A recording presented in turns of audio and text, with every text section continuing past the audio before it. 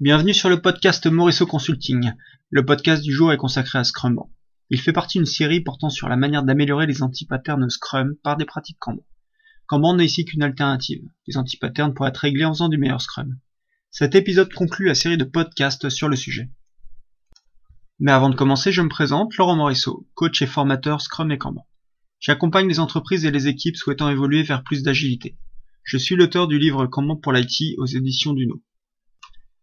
Pour chacun des podcasts sur Scrumban, nous sommes partis d'un contexte Scrum classique, avec son Scrum Board, c'est-à-dire le tableau de tâches de l'équipe. À chaque fois, nous avons fait des constats de dysfonctionnement, généralement issus d'anti-patterns de Scrum. Nous avons essayé d'y remédier sans perturber l'équipe et la méthode, simplement en faisant légèrement évoluer l'existant. Au final, mis bout à bout, le tableau de tâches, la représentation physique du flux de travail, a bien évolué. D'abord en restructurant le tableau plus franchement entre les user stories et les tâches, puis en mettant des limites sur les colonnes d'activité, en ajoutant des lignes pour réguler la matière noire d'un sprint avec les tâches non planifiées ayant leurs propres limites, en visualisant l'activité de test au niveau des user stories avec des limites hautes et basses, en visualisant les attentes externes à l'équipe qui bloquent le travail en cours et l'avancement des user stories, associé à cette visualisation le suivi des délais de résolution de blocage, puis en mettant en place un mécanisme d'allocation de capacité basé sur le nombre de cartes en cours.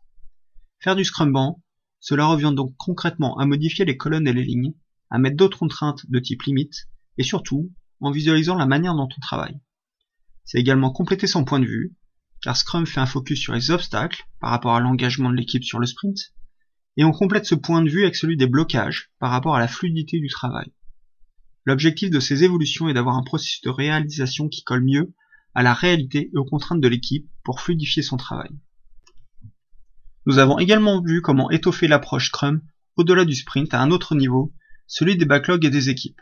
D'abord avec le product backlog, géré avec un tableau Kanban représentant le processus de mûrissement des user stories. L'objectif est d'aider le product owner à gérer son product backlog en flux, tiré par la capacité de l'équipe. Ensuite avec un backlog technique, géré par l'équipe, régulé par un mécanisme d'allocation de capacité, qui alimente également le sprint backlog. Et enfin comment se brancher au tableau Kanban d'une équipe externe. Alors flux ou sprint, je comprends pas. D'abord je croyais que Kanban est une approche en flux. C'est ce qui m'a d'abord bloqué pour passer à Kanban. La cible du Kanban est bien du flux, certes, mais Kanban est avant tout une approche pour améliorer un processus existant sans le perturber. Donc plutôt que d'imposer un travail en flux, on cherche d'abord à fluidifier le travail. On peut donc faire du Kanban en gardant les sprints ? Bah oui, nous venons de le voir, mais cela peut éventuellement évoluer vers un travail en flux si cela est justifié. Alors quel bénéfice attendre du Scrumban finalement ?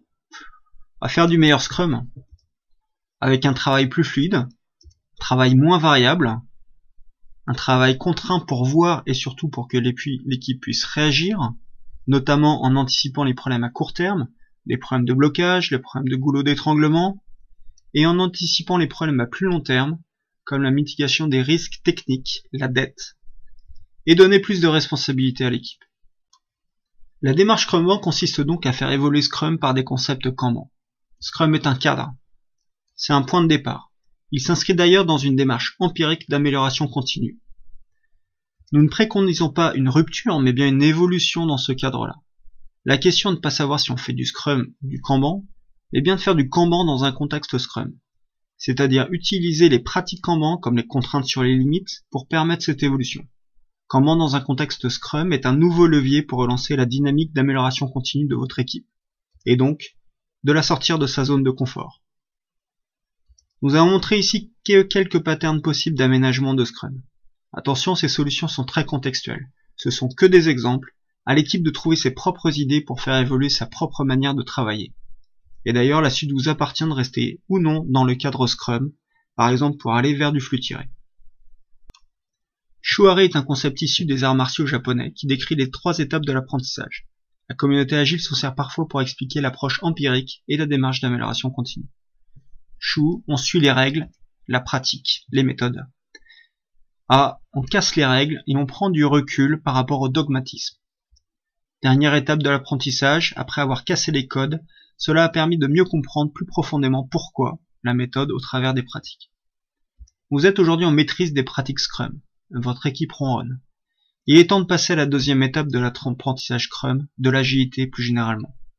Kanban vous permet de passer à l'étape suivante en s'éloignant du dogmatisme, en faisant évoluer ses pratiques, en expérimentant d'autres solutions, mais tout en restant sur les fondamentaux de Scrum. Ni le processus, ni les rôles, ni les concepts changent. C'est l'équipe qui fait évoluer Scrum de manière respectueuse. Ne soyez pas dogmatique ou prescriptif avec Scrum, mais ayez une démarche d'amélioration continue. Posez-vous la question, quelle est votre cible d'amélioration continue? Quels sont vos problèmes à résoudre? Donnez-vous une ligne directrice et soyez pragmatique dans vos solutions. Les méthodes ne sont évidemment pas des fins en soi, mais qu'un moyen pour arriver à travailler mieux. Il n'y a surtout pas une seule bonne réponse. Voyez Scrum et Kanban, XP et le Lean comme autant d'outils de votre trousse à outils méthodologique. Car comme le disait un maître samouraï, ne vous attachez pas à une seule arme ou à un seul style de combat en particulier. C'est vrai également pour notre profession. Dans ce cas, quelle est la suite?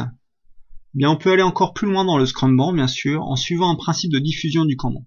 D'abord en étendant la portée en horizontal sur toute la chaîne, de l'idée à la production, et en étendant la transition à l'agilité aux autres équipes, en amont avec les business owners, le marketing, et en aval avec les équipes d'opération, de pré-exploitation. Mais également en étendant la portée de cette approche en verticale dans l'organisation, aux 3 niveaux. D'abord le niveau sprint, équipe, c'est ce qu'on vient de voir, puis le niveau release avec le product owner, et enfin le niveau portefeuille, inter-équipe.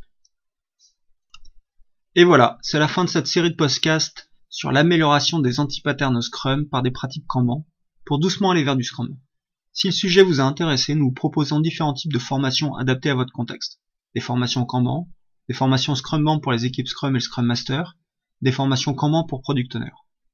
Alors n'oubliez pas, sortez Scrum de sa zone de confort et faites du Kanban avec style.